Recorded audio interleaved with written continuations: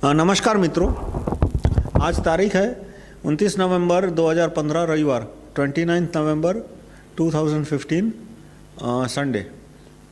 और ये जो मेरा वीडियो है वो ये अवार्ड वापसी और इंटॉलरेंस और उसके ऊपर है। तो एक बात तो देखो साफ दिख रही है कि इंटॉलरेंस जैसा कुछ इंडिया में है नहीं। मतलब थोड़ा बहुत पहले भी था, आज भी है। कोई ऐसा नहीं है कि नई सरकार आने से कोई इंटॉलरेंस कुछ बढ़ गया हो किसी भी लेवल पे, पुलिस के अंदर या पब्लिक के अंदर या कहीं भी लेवल पे। पूरा जो माहौल खड़ा हो रहा है उसका डिसएडवांटेज क्या है कि इतना यदि ढोल नगाड़ा बजेगा कि इंटॉलरेंस है, तो इंटॉलरेंस नहीं होगा तो भी जो माइनॉरिटीज़ है उनको लगने लगा कि इंटॉलरेंस बहुत ज़्यादा है, और उससे मेजॉरिटी को दबाने में भी आसान होगी। कि मतलब पहले यदि कोई कुछ बोले, जैसे पीके जैसी मूवी बनाई हिंदू धर्म को बदनाम करने के लिए, शिव को एक तरह का नीचा दिखाने के लिए, या हिंदू धर्म के देवी देवताओं को नीचा। और परेश रावल ने जो पिक्चरें बनाई थी, 2-3 पिक्चर उसने बनाई, ओ माई गॉड, OMG, और ये दूसरी एक पिक्चर बनाई थी मैं भूल गया उसका नाम, परेश रावल की थी। उसके बाद ये पिक्चर बनाई थी अजय देवगन ने, सिंघम रिटर्न्स 2 या जो भी है, वो भी हिंदू साधुओं का अपमान करने के लिए बनाई थी। अब उसके खिलाफ कोई बोलेंगे तो दबाएंगे कि तुम बहुत इंटॉलरेंट हो गए, बहुत इंटॉलरेंट हो गए। मतलब एक कि अब जितना भी तुम्हारा अपमान होता हो, जितना भी अवमान होना हो, तुम्हें सहन करना पड़ेगा। यदि सहन नहीं किया तो हम तुम्हारे फोरहेड पे इंटॉलरेंट का लेबल लगा देंगे।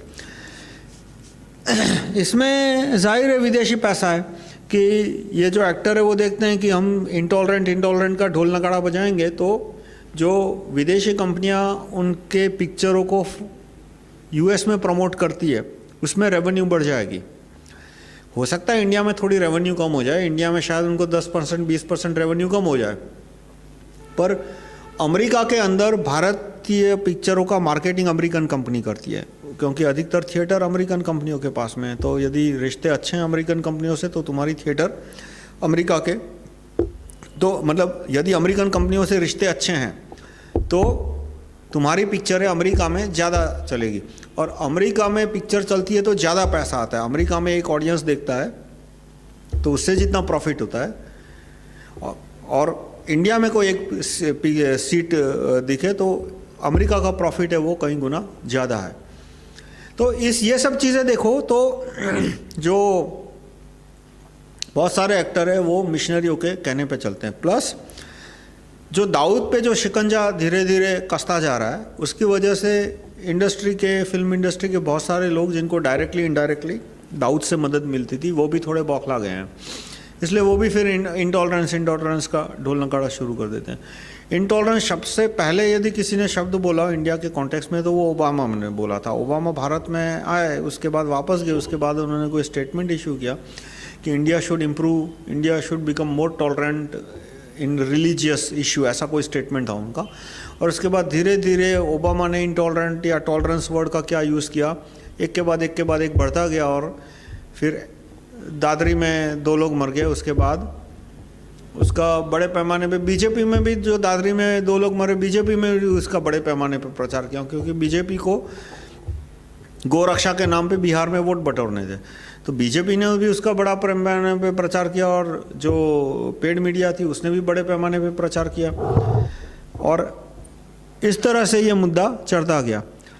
अब इंटॉलरेंस जरा भी बढ़ा नहीं है, इंटॉलरेंस जैसा कुछ है नहीं, तो भी इतने ढोल नगाड़े बजाएंगे तो लोगों को, खास करके मुस्लिम्स है, क्रिश्चियंस है, उनको ऐसा लगने लगेगा कि इंटॉलरेंस बहुत बढ़ गया है। इसका सॉल्यूशन मैं क्या प्रपोज करूंगा कि मीडिया को ठीक किया जाए। तो मीडिया कैसे ठीक हो सकता है? तो मीडिया में जो FDI है वो ख़त्म करनी चाहिए। मीडिया को WIAC कंपनी डिक्लेयर कर दी चाहिए, wholly owned by Indians only. यानी जितने भी न्यूज़ प्रिंट है, जितने भी न्यूज़ चैनल है, जितने भी TV चैनल है, रेडियो का चैनल्स है, उसमें शेयर होल्डर है वो सिर्फ इंडियन सिटीज़न ही हो सकता है, या तो भारत का कोई सरकार हो सकती है, जिले की हो, राज्य की, एक ही है। दूसरा, जो दूरदर्शन है उसको इम्प्रूव करना चाहिए। दूरदर्शन कैसे इम्प्रूव करना चाहिए का हो सकता है, जो कहा कि दूरदर्शन को 3-4 कंपनी में डिवाइड कर देना चाहिए। एक कंपनी भले प्राइम मिनिस्टर के अंडर में रहे, एक कंपनी 100% प्राइम मिनिस्टर के अंडर में होनी चाहिए, पर दूसरी जो कंपनी है उसका जो चेयरमैन है वो रिकॉलेबल बाय सिटीजन्स होना चाहिए। Right to recall Doordarshan chairman की जो मेरी प्रपोजल है उसके ऊपर, कि दूरदर्शन की एक कंपनी है जिसका चेयरमैन को सिटीजन रिकॉल कर सकते हैं, उस चैनल के जितने भी एम्प्लॉई है उसके ऊपर ज्यूरी सिस्टम होगी, मतलब ज्यूरी उनको नौकरी से निकाल सकती है, ऐसा लगे कि उसने पैसा लेके न्यूज़ डिस्ट्रीब्यूट किए हैं। और हर एक स्टेट में भी एक चैनल होनी चाहिए जो कि आधी चीफ मिनिस्टर के अंडर, यानी कि उसका स्लॉट में डिवाइड कर दो कि भाई सुबह 9 से 12 सीएम का स्लॉट रहेगा, 12 से 3 दूसरी कंपनी का, 3 से 6 फिर से सीएम का, 6 से 9 किसी और वो जो कंपनी है उसका चेयरमैन है वो recallable by the citizens of the state, voters of the state. तो इस तरह से हर एक स्टेट की भी एक चैनल होनी चाहिए। मतलब यदि प्राइवेट कंपनी चैनल खोलती है तो कोई प्रॉब्लम नहीं है, और स्टेट गवर्नमेंट चैनल खोलती है तो पता नहीं क्या प्रॉब्लम हो जाती है लोगों को। विदेशी कंपनी आके चैनल चलाते हैं तो उनको कोई प्रॉब्लम नहीं है, एफडीआई भी इनवाइट करते हैं। और भारत की राज्य सरकार को कोई चैनल खोलना हो अपना तो वो प्रॉब्लम बन जाता है उनके लिए। तो ये गलत है, हर एक स्टेट गवर्नमेंट के पास भी अपनी चैनल होनी चाहिए। और जो डिस्ट्रिक्ट है, मेयर है, डिस्ट्रिक्ट पंचायत का हेड है, उसके पास एक चैनल होनी चाहिए जिसका सैटेलाइट ट्रांसमिशन मुमकिन नहीं है, क्योंकि वरना तो 800 चैनल 600 चैनल हो जाएगी, पर उसको ग्राउंड केबल में इंक्लूड कर सकते हैं। यानी जिन जिन के घर ग्राउंड केबल आता है वहाँ पे वो चैनल दिखेगी, और उनके चैनल के कोई अच्छे प्रोग्राम हो गए तो फिर वो सैटेलाइट कंपनी है वो भी खरीद के उसको डिस्ट्रीब्यूट कर सकती है। तो दूरदर्शन इम्प्रूव होगा तो सच्चे न्यूज़ है वो तुरंत लोगों के से पहुँचना शुरू होंगे, और इससे फिर ये इंटॉलरेंस और ऐसे जो फर्जी बवाल लोग खड़े होते हैं वो जैसे ही खड़े होंगे तुरंत दबाने में उसको आसानी होगी। जहाँ तक इंटॉलरेंस का सवाल है तो है कि भाई इंडिया में यदि इंटॉलरेंस है तो कौन इंटॉलरेंट है, पहले मुझे बताओ तो सही कौन आदमी इंटॉलरेंट है, और कैसे कह सकते हो कि वो किस बेसिस पे कहते हो वो इंटॉलरेंट है। और दूसरा कि इंटॉलरेंट यदि इंडिया है तो दूसरे देशों से कंपेयर होना चाहिए, पाकिस्तान के साथ, बांग्लादेश के साथ, अमेरिका के साथ। तो हमारे यहाँ सिटीज़न है वो इंटॉलरेंट नहीं है, करप्शन है पुलिस में, कोर्ट में, उसकी वजह से क्राइम ज़्यादा है। क्राइम ज़्यादा है इसलिए एट्रोसिटी ज़्यादा है, जैसे दलितों को मंदिर में घुसने नहीं देते, तो उसमें उसका रीज़न ये नहीं है कि 90% हिंदू चाहते हैं कि दलित मंदिर में ना जाए। मैं तो कहूँगा 95% हिंदू इस तरह के छुआछूत में मानते ही नहीं है। कुछ टेम्पल के मालिक है जो अभी भी अपनी टंगड़ी ऊंची रखना चाहते हैं, तो वो क्यों अपनी टंगड़ी ऊंची रखने में सफल हो जाते हैं? क्योंकि जज उनसे पैसे लेके उनके सामने कोई एक्शन ही नहीं लेता। तो मैं कहूँगा दिखता है कि इंटॉलरेंस है। इंटॉलरेंस क्या कि भाई दलितों को मंदिर में नहीं जाने दिया, पर उसका कारण है करप्शन इन जुडिशरी। उसका कारण यह नहीं है कि अपर कास्ट के लोग इंटॉलरेंट है या तो हिंदू इंटॉलरेंट है, वो उन्होंने उनको मंदिर प्रवेश से अब कोई प्रॉब्लम नहीं है। तो इस तरह से एक एक इश्यू पे एनालाइज करना चाहिए कि पहले वो इंटॉलरेंस है या जो इफेक्ट आई वो करप्शन की वजह से है। जैसे दादरी में जो 2 लोग मरे तो जो भीड़ वहाँ पे गई थी, जिनको लगा कि भाई इन्होंने गाय का मीट काट के फ्रिज में रखा है, उन्होंने एफआईआर क्यों फाइल नहीं कराई? उन्होंने क्यों पुलिस में कंप्लेन नहीं दर्ज कराई? इसलिए क्योंकि या तो कोर्ट में उन्होंने कंप्लेन नहीं, क्योंकि उन्होंने पास्ट में बहुत बार पुलिस में एफआईआर दर्ज कराई थी, बहुत बार कोर्ट में भी धक्के खाए थे, लेकिन 99% केस में पुलिस वालों ने और जज ने पैसे लेके छोड़ दिया। इसलिए फिर एक टेंडेंसी बन गई है कि भाई क्राइम हुआ है, चलो आज का आज यहीं का यहीं इसका फैसला कर देते हैं, मॉब जस्टिस। तो मॉब जस्टिस की डिमांड क्यों बढ़ी? क्योंकि जज करप्ट है, पुलिस वाला करप्ट है।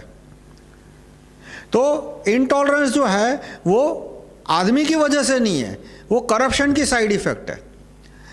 करप्शन की वजह से जो लोग हैं वो इम्पेशेंट हो रहे हैं, कानून खुद हाथ में लेना चाहते हैं, सज़ा खुद तय करना चाहते हैं, सज़ा खुद इम्प्लीमेंट करना चाहते हैं। तो इंटॉलरेंस उनके कोर में नहीं है, उनके स्वभाव में नहीं है, पर पुलिस के और अदालत के भ्रष्टाचार की वजह से वो इंटॉलरेंस बढ़ रहा है। इसी तरह से एक कश्मीर का कोई था, वो गाय की तस्करी कर रहा था, हिमाचल प्रदेश से वो गायें गैर कानूनी तरीके से खरीद के कश्मीर ले जा रहा था या जो भी हो, उसका ट्रक पकड़ा गया तो वहाँ पे जो स्थानिक गोरक्षक थे उन्होंने हत्या कर दी। अब क्वेश्चन आता है कि पुलिस के पास क्यों नहीं गया, अदालत में क्यों नहीं? क्योंकि मैं बहुत सारे गोरक्षकों से मिलता हूँ, मैं उनको पूछता हूँ कि इस तरह की मार पिटाई क्यों करते हो तुम, तो कहते हैं क्या करो, तो मेरे को पुलिस कोर्ट, मतलब मुझे भी पता है, मैं उनको दूसरे कॉन्टेक्स्ट में बताता हूँ कि पुलिस में जाओ, कोर्ट में जाओ, तो कहता है वो तो आपको भी पता है, पुलिस में जाऊँगा तो कोर्ट में क्या होगा। मैं कहता हूँ पुलिस उनसे पैसा लेके छोड़ देगी, और नहीं हुआ तो जज उनसे पैसा लेके छोड़ देगा। तो उसका सॉल्यूशन है कि हमें कोर्ट सुधारनी चाहिए, पुलिस सुधारनी चाहिए, कि right to recall police commissioner, right to recall जज, ज्यूरी सिस्टम, तो इससे पुलिस सुधरेगी, अदालत सुधरेगी, क्रिमिनल जेल में जाने शुरू होंगे। तो मॉब है वो क्रिमिनल के घर जाएगी तो सीधा उसको पकड़ के पुलिस के हवाले करेगी, सीधा उस पर मार पिटाई नहीं करेगी। तो जो लोग पहले तो इंटॉलरेंस का जो ढोल नगाड़ा बीज रहे हैं, उनको इंटॉलरेंस प्रॉब्लम सॉल्व करने में इंटरेस्ट नहीं है, वो तो साफ दिख रहा है। आप किसी भी सूडो सेक्युलर से बात करो कि भाई पुलिस सुधारनी है, अदालत सुधारनी है, तो वो कहेगा आज नहीं अगले जन्म में। लेकिन जो ये इस्लामिक टेररिज्म पे और गोरक्षा और गोहत्या के मुद्दे पे जो काम कर रहे हैं, आप देखना उनमें से भी 95% को कानून सुधारने में इंटरेस्ट नहीं है। वो गलतियां निकालेंगे कि भाई क्यों हमने कसाई को पीट के मार डाला, क्यों हमने पुलिस के हवाले नहीं किया, क्यों उन्होंने अदालत के हवाले नहीं किया, क्योंकि वो रीजन साफ बताएंगे, वो सच है कि पुलिस करप्ट है, जज करप्ट है। पर सॉल्यूशन के लिए right to recall police commissioner, jury system over policeman, jury system in court, right to recall जज, नार्को टेस्ट इन पब्लिक, तो वो सारे उपायों का विरोध करेंगे कि नहीं पब्लिक में नार्को टेस्ट नहीं होना चाहिए, नहीं राइट टू रिकॉल जज नहीं होना चाहिए। तो उनको भी क्या है कि इन सारे मुद्दों पे वोट बटोरने हैं कि किस तरह से ये सारे मुद्दे गरमाए जाए ताकि ज़्यादा से ज़्यादा हिंदू वोट है वो बीजेपी को मिले। उनको सिर्फ ये मुद्दे उनके लिए सिर्फ वोट बटोरने के लिए, इसलिए वो ऐसे कानूनों की मांग नहीं करते कि जिससे प्रॉब्लम कम हो, और प्रॉब्लम कम हो जाएगा तो अपने आप इंटॉलरेंस भी कम हो जाएगा। मतलब जो इंटॉलरेंस है नहीं, पर जो बिहेवियर है, एग्रेसिव बिहेवियर है, जैसे कसाई को पीट के मार डाला या तो ट्रक वाले को पकड़ के मार डाला, जो एग्रेसिव बिहेवियर है वो अदालत पुलिस सुधरेगी वैसे अपने आप कम होता जाएगा।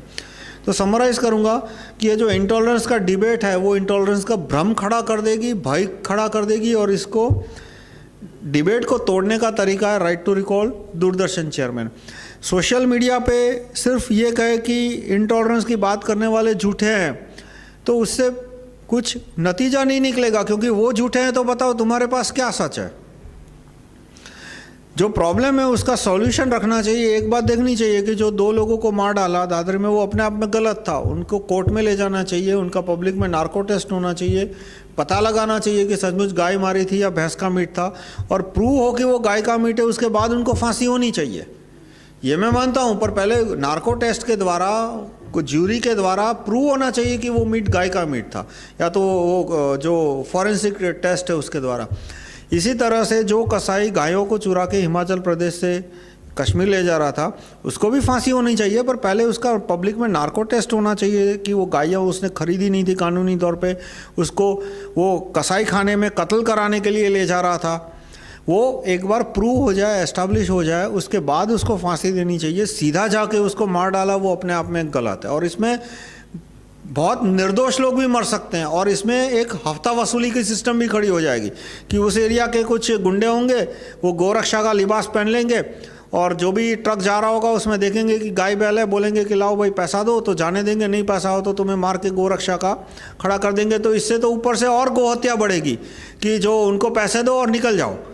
तो ये प्राइवेट वायलेंस है, वो कभी किसी प्रॉब्लम को 5% भी कम नहीं करती, और प्राइवेट वायलेंस होगी तो बदनामी तो होगी।